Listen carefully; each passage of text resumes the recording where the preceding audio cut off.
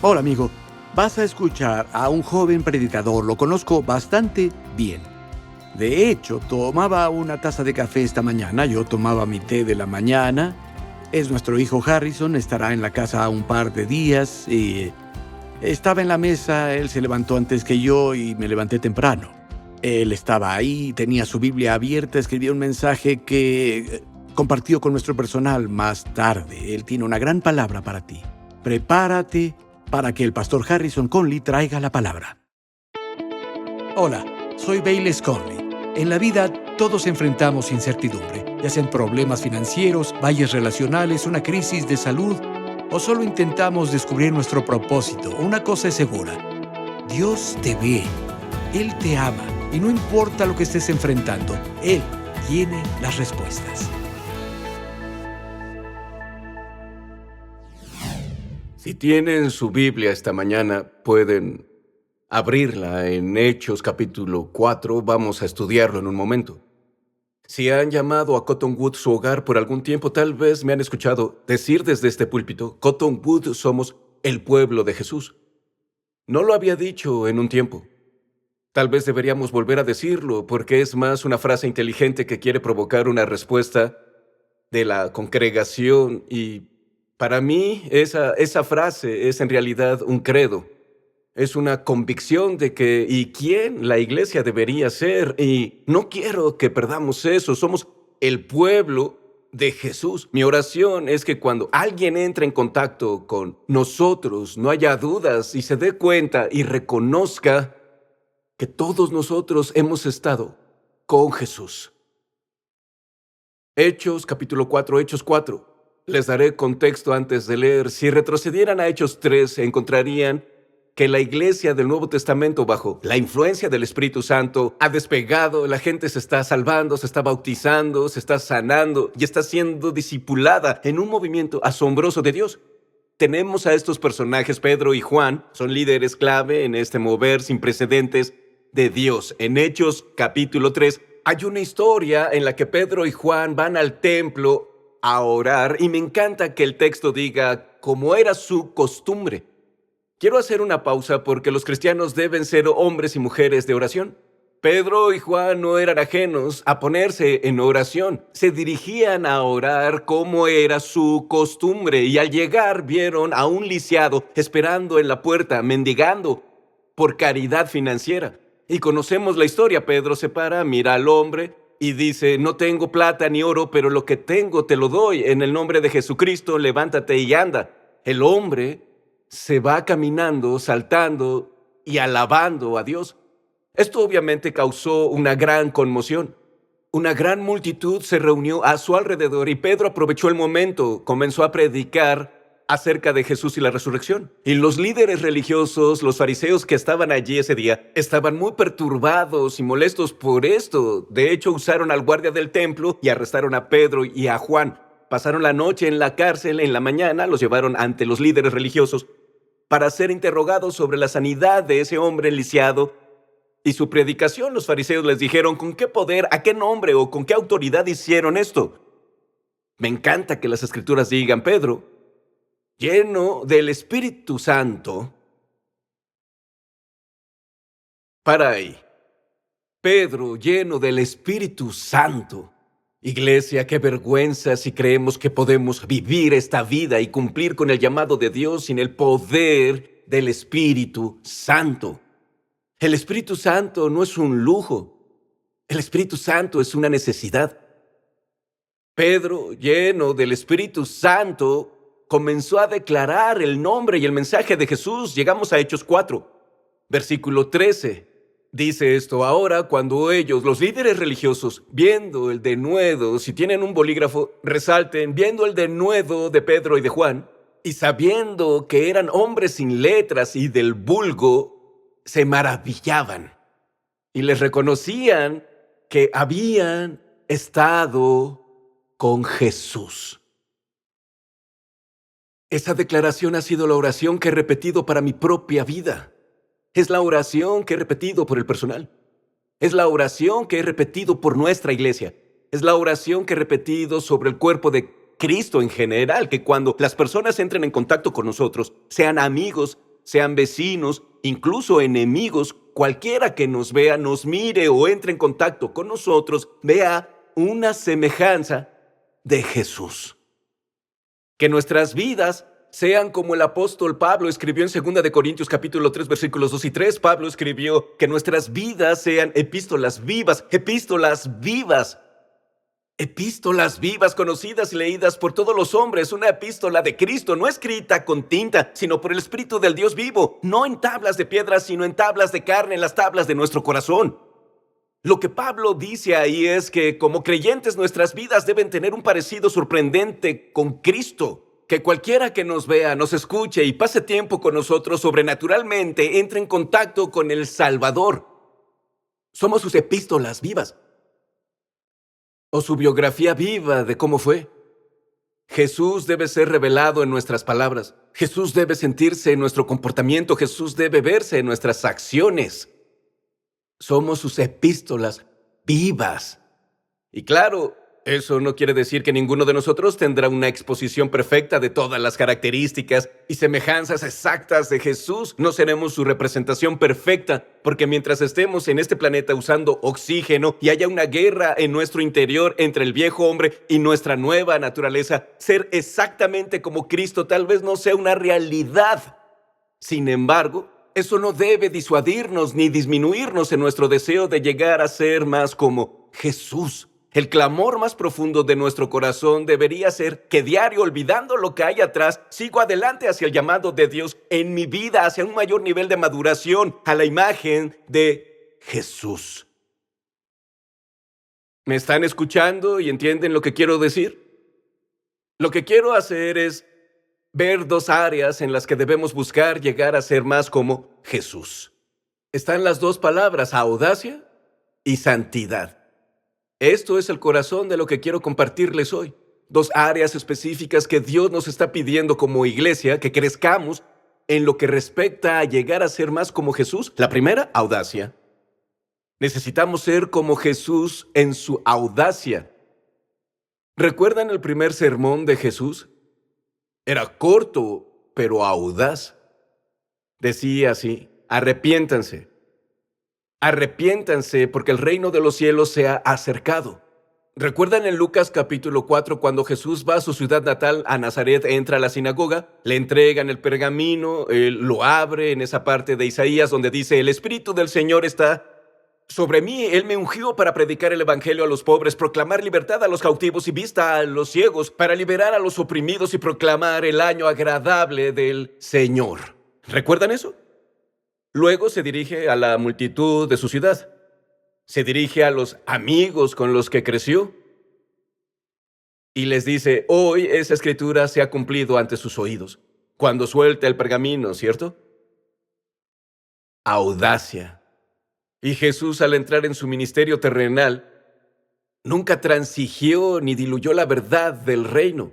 No conocía el temor al hombre, no temblaba ante nadie. En cierto punto recuerdo que él escribió y les dijo a los fariseos: oigan, son de su padre, el diablo. Les dijo a los fariseos: son como sepulcros blanqueados llenos de huesos de muertos. Es decir, lo tienen todo bien en el exterior, pero por dentro están muertos y perdidos en sus pecados. Jesús no fue atrapado en ser estimado por los hombres. Vivía en misión, se enfrentó valiente a demonios y endemoniados, alteraba regularmente las normas sociales, discipuló a pescadores, tocó al leproso, comía con los publicanos, ministró a las ovejas negras de la sociedad. Con audacia les dijo a los cojos que se levantaran y anduvieran. Les dijo a los ciegos que abrieran los ojos y vieran. Les dijo a los muertos que se levantaran y salieran. Les dijo al viento y a las olas: silencio y estén quietos.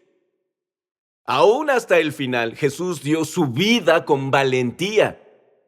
No por sus amigos, por sus enemigos. Por el gozo que estaba delante de él, soportó la cruz, despreciando la vergüenza, y derrotó para siempre al infierno, a la muerte y al sepulcro. Mi Jesús es un valiente. ¿Cuál era la fuente de su audacia? No era solo el hecho de que él podía hacer estas obras milagrosas. Para Jesús, la audacia era un subproducto de conocer su identidad. Él sabía quién era y conocía la autoridad que poseía. En Juan capítulo 3, Jesús dijo: el Padre ama al Hijo y ha entregado todas las cosas en su mano. Esa frase, todas las cosas, en griego, ¿qué significa? Todas las cosas. Significa, no falta ni una cosa. Jesús entendió su autoridad. El Padre le ha dado todas las cosas. En la post-resurrección vemos a Jesús listo para ascender al cielo. Él está allí en la montaña con sus discípulos y Él les da la gran comisión y les dice: toda autoridad me ha sido dada en el cielo y en la tierra. Él dice: ahora vayan en mi nombre, vayan en mi poder, vayan en mi autoridad y lleven adelante la misión del Evangelio. Como sus discípulos, hoy en día llevamos ese mismo manto, tenemos esa misma autoridad. El apóstol Pablo lo diría así en 2 de Corintios 5, que somos embajadores de Cristo aquí en la tierra. Como sus embajadores, seamos como nuestro Salvador en su audacia, que se convierta en una parte mayor de nuestra identidad y que permitamos que instruya nuestras acciones, porque Dios no nos ha dado un espíritu de cobardía, sino de poder y de amor y de dominio propio. Escúchenme, la iglesia de Jesucristo debería ser la identidad más audaz sobre la faz del planeta. Proverbios 28:1 dice: los justos, los que están en Cristo, los justos están confiados como un león. Escuchen, ahora la tierra anhela la audacia. La tierra anhela la verdad. Piensa en nuestra realidad. Las personas ahora anhelan que alguien proclame audaz esa verdad y no se aleje de ella. La gente está desesperada por luz ahora.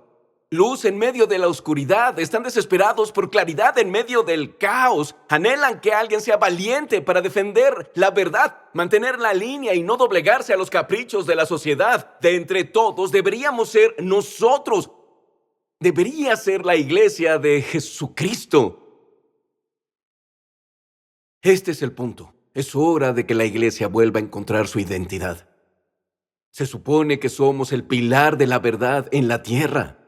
El pilar de la verdad plantado allí en esa intersección del camino ancho de la destrucción, en ese camino angosto de la vida, plantados allí para suplicar a las personas: reconcíliate con Dios. Audaces para no tener la ira de la cultura. Me acuerdo de una historia del Antiguo Testamento. Está en Primera de Reyes, capítulo 22, acerca de Micaías el profeta. La historia dice así: Acab, que es el rey del reino del norte, Israel, contacta a Josafat, que es el rey del reino del sur, Judá. Le dice: oye, ¿pelearías conmigo contra el rey de Siria? Quiero recuperar un pedazo de tierra que me perteneció.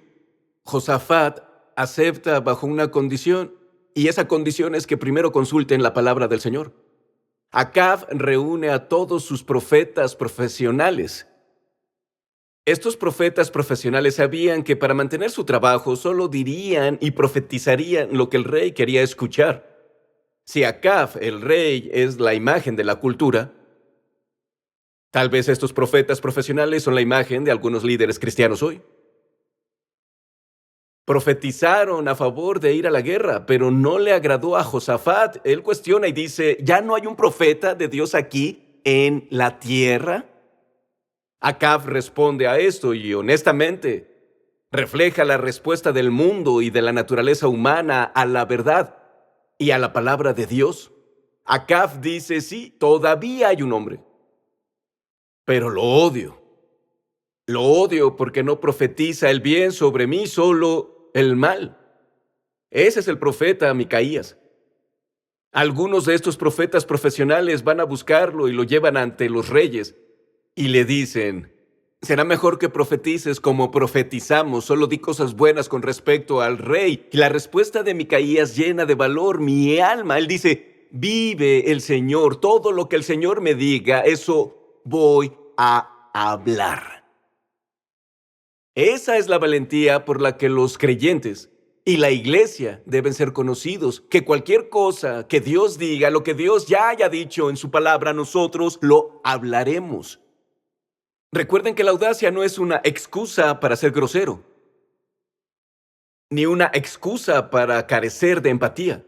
Hacemos todo con un espíritu de amor y humildad, pero no cedemos con la verdad y no jugamos a la gimnasia hermenéutica para hacer que la palabra de Dios diga algo que no dice.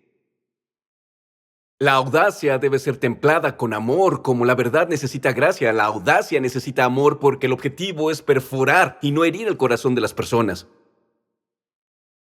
Esta ha sido una de mis mayores oraciones este año. Oro por mí y oro por ti para que tengamos el valor de decir la verdad, estar en la verdad y permanecer en la verdad, incluso cuando la verdad es impopular.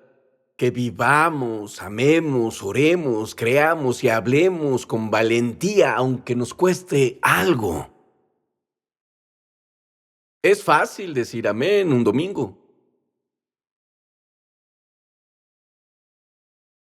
pero ¿es fácil decir amén cuando nos cuesta algo? Piensa en Jesús, nuestro Salvador, predicó y vivió con gran autoridad y audacia. ¿Por qué? ¿Cómo? Porque debajo de esa audacia podría respaldarla con la santidad divina. Como creyentes intentemos parecernos y actuar más como Jesús cuando se trata de esta área. Pedro escribió a la iglesia y nos recordó lo que Dios mandó a las personas, que debemos ser santos como Él es santo. Cuando se trata de la vida cristiana, la búsqueda de la santidad no es una opción, es un mandamiento.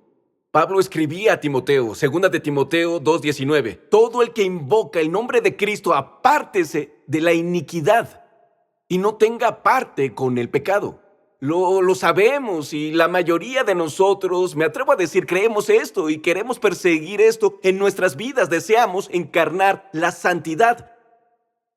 Pero ¿cuán rápido y con qué frecuencia compartimentamos diferentes áreas de nuestras vidas? Hablamos de esto hace unas semanas. Algunos somos buenos con esa caja dominical, la tachamos, sacamos el cajón del domingo y sale lo mejor. Sabemos cómo ser santos en la iglesia, pero apenas salimos hacia la casa, guardamos esa caja dominical y el filtro de santidad se cae. Escúchame, iglesia, deberíamos ser diferentes. Deberíamos ser santos y apartados. Deberíamos estar en el mundo, pero no ser del mundo. Deberíamos vernos, pensar y actuar como Cristo. Diferentes al mundo. Escuchen, deberíamos actuar y parecernos a Cristo. ¿Estamos en la iglesia o no? Nuestros valores y acciones deberían ser separados. Somos un sacerdocio real, una nación santa. Como creyentes pensamos, creemos y actuamos diferente cuando se trata de cosas como el dinero, la sexualidad, la sobriedad o incluso las palabras que salen de nuestra boca. El salmista declara que las palabras de mi boca y las meditaciones de mi corazón sean santas, agradables y aceptables a tus ojos, Señor. Nuestros valores informan a nuestras acciones. Nuestro estilo de vida debe ser diferente al mundo que nos rodea. Y tener vidas que sean irreprochables, ser santos como Él es santo. ¿Es un llamado a la perfección sin pecado? No, claro que no. Llevamos este tesoro en vasijas de barro. El apóstol Pablo decía, este es un llamado a crecer en nuestra madurez. Si no crezco en mi madurez cristiana, si no progreso en mi vida, si todavía soy como antes, si anhelo hacer y aún anhelo participar en las cosas en las que el mundo se involucra, o si pongo excusas para validar y vindicar mi comportamiento mundano o ideas, tal vez necesite verme largamente en el espejo. Ve con Dios y hazlo con responsabilidad, porque al menos necesito esforzarme por la santidad. Así cuando las personas me vean, o escuchen mis palabras, o entren en contacto conmigo, se irían pensando, ese chico ha estado con Jesús. Ahora, ¿por qué? ¿Por qué es la santidad tan importante? Déjame darte 3 razones de por qué la santidad es tan importante. Número 1, la santidad importa porque un día tendré que estar ante Jesús y dar cuenta de mi vida. Estaba leyendo el otro día en Mateo. Jesús dijo, no todo el que dice Señor, Señor, heredará el reino. Cuando Jesús regrese, Él va a juntar a las ovejas y a las cabras, el trigo y la cizaña. Las ovejas y las cabras son similares, pastan uno al lado del otro. El trigo y la cizaña crecen lado a lado, pero son intrínsecamente diferentes. La Biblia dice que en el gozoso regreso de Jesús habrá una fiesta increíble, pero habrá algunos que no estén preparados. y que cuando se den cuenta de lo que pasa, vendrán a tocar a la puerta y dirán: Señor, Señor, déjanos entrar, te conocemos. A lo que Jesús va a responder: pero yo nunca te conocí. La santidad importa porque un día estaremos delante de Jesús y tendremos que dar cuenta de nuestras vidas. El gran predicador inglés Charles Spurgeon dijo esto sobre ser como Cristo. Dijo: usen sus imaginaciones santificadas, porque a la puerta del cielo está un ángel que no admite a nadie que no tenga los mismos rasgos que nuestro adorable Señor. Llegó un hombre con una corona en la cabeza. Sí, dijo, tienes una corona, es cierto, pero las coronas no son el medio de acceso aquí. Otro se acercó con las vestiduras del Estado y la erudición. Sí, dijo el ángel, tal vez sea bueno, pero las togas y la erudición no son las marcas que te admitirán aquí. Otro avanzó, lindo y bello. Sí, dijo el ángel, eso podría agradar en la tierra, pero la belleza no se necesita aquí. Llegó otro que era alabado por la fama y precedido por el estallido del clamor de la humanidad. Pero dijo el ángel: está bien con el hombre, pero no tienes derecho a entrar aquí. Y apareció otro. Podría haber sido pobre, analfabeto también, tal vez. Pero el ángel lo mira, sonríe y dice: es Cristo otra vez. Una segunda edición de Jesucristo está ahí, pasa, la gloria eterna tendrás, eres como Cristo en el cielo, te sentarás porque eres como Él. Y dijo: si eres como Cristo, eres de Cristo y estarás con Cristo. Pero si eres diferente a Él, no tienes parte en la gran herencia. La santidad importa porque un día tendremos que estar ante Jesús. La segunda razón por la que la santidad importa porque representamos a Cristo en la tierra, porque somos sus testigos y embajadores. Pablo dijo: se nos ha dado el ministerio de la reconciliación, como si Dios suplicara a través de nosotros. Reconcíliense con Dios, pero pregunto, si nuestras vidas no se ven diferentes al mundo que nos rodea, las personas dirán: ¿por qué necesito reconciliarme? No puedo ser tan malo si mi vida se parece a la tuya. En ese punto, ¿de qué sirve el testimonio? No imaginan en los últimos 10 años con cuántas personas he hablado que se han alejado y deconstruido su fe porque fueron lastimadas por un imperfecto seguidor de Jesús. No imaginan cuántos de mis amigos como pastores han tenido fallas morales o han caído de la gracia. Escuchen, la iglesia de Jesucristo no necesita más ojos ciegos. No, necesitamos ser santos como Él. Necesitamos vernos y pensar como Jesús, en su humildad decir a otros: síganme como yo sigo a Cristo. La tercera razón por la que la santidad importa es que el avivamiento no vendrá sin santidad. La tierra necesita un avivamiento. La tierra necesita un tiempo de lluvia tardía, una última cosecha de los últimos tiempos. Escuchen, no hay nada político que repare lo que está roto en nuestra nación. La única cosa que arreglará lo que sucede en nuestra nación y en todo el mundo es si Dios, por su Espíritu Santo, decide sentarse en este país. Necesitamos avivamiento, pero no vendrá sin santidad.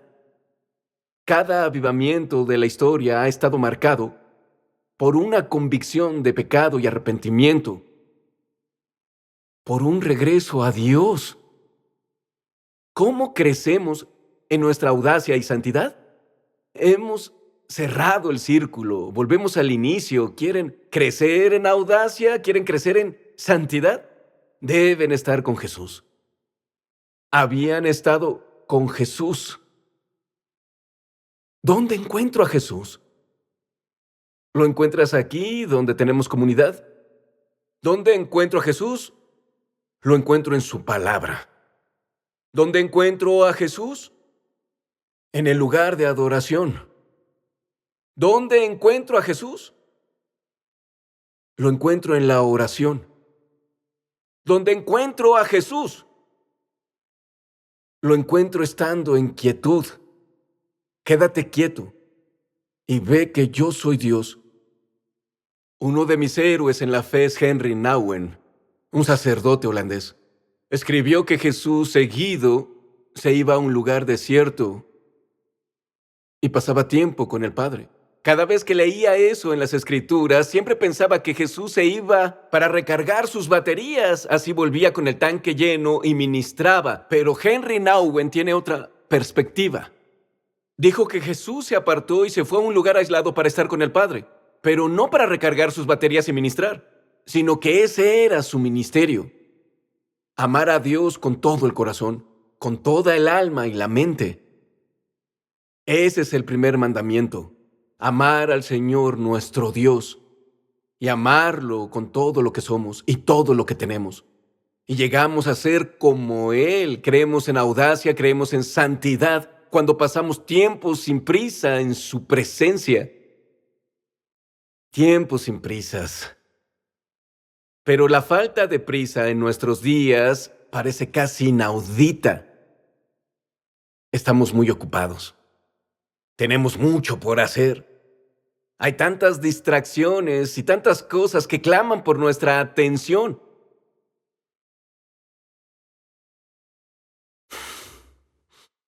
¿Cuándo te aquietaste por última vez? Y te fuiste a estar con Dios. Simplemente estar con Dios. No hacerle una petición, solo estar con Él. No para llevarle tu lista, hay tiempo para eso. Simplemente para sentarse en su presencia.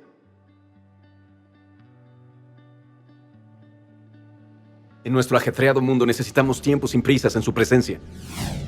A lo largo de los años, he tenido encuentros con ciertas personas que han impactado radicalmente mi vida. No siempre fue por lo que dijeron, a veces sí compartieron una profunda sabiduría conmigo.